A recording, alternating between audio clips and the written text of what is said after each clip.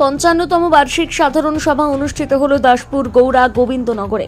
আজ পশ্চিম মেদিনীপুর জেলার দাসপুরের গোবিন্দনগরে Tamluk Ghatal central cooperative bank লিমিটেডের ৫৫তম বার্ষিক সাধারণ সভা অনুষ্ঠিত হল মহা আড়ম্বরের সহিত। জাতীয় পতাকা এবং সমবায় পতাকা উত্তোলনের মধ্য দিয়ে অনুষ্ঠানের শুভ সূচনা হয়। পরবর্তী সময়ে একেবারে আনুষ্ঠানিকভাবে এই রীতি অনুযায়ী সম্মানীয় ব্যক্তিবর্গদের সম্ভাষণ এবং বোর্ড অব ডাইরেক্টরদের স্বাগত ভাষণের মধ্য দিয়ে সাধারণ সভার কাজ শুরু হয়। উপস্থিত ছিলেন তমলুক ঘাটাল সেন্ট্রাল কোঅপারেটিভ ব্যাংকের ৩টি মহকুমা ও ২টি জেলার সম্মানীয় ব্যক্তিবর্গ। সামগ্রিক আলোচনার মধ্য দিয়ে অনুষ্ঠানের সমাপ্তি ঘটে। আজকে সাধারণ সভা সম্পর্কে ওদের মুখোমুখি হয়ে অন্যতম ডাইরেক্টর ও প্রাক্তন সেক্রেটারি কৌশিক কুলভি কি বললেন শুনুন।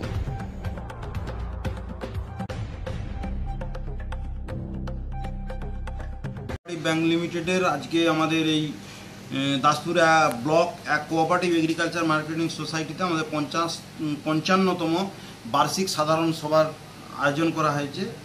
আজকে তারই সভা চলছে। এখানে ২টি জেলার ৩টি মহকুমার বিভিন্ন প্যাক্স, ইসিএস, উইভার সহ যারা সমবায়ের সঙ্গে যুক্ত আছেন, সংঘ সহ যারা আছেন, তারা সবাই এখানে উপস্থিত হয়েছেন।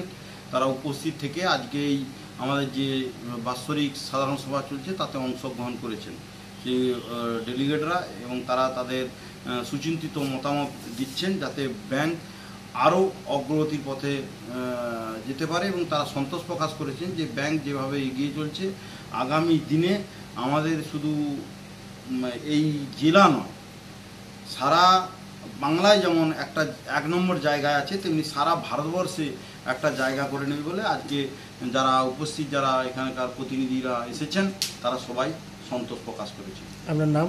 আমার নাম কৌশিক কুলভি। আমি director Tamluk Ghatal central cooperative bank limited, প্রাক্তন সম্পাদক।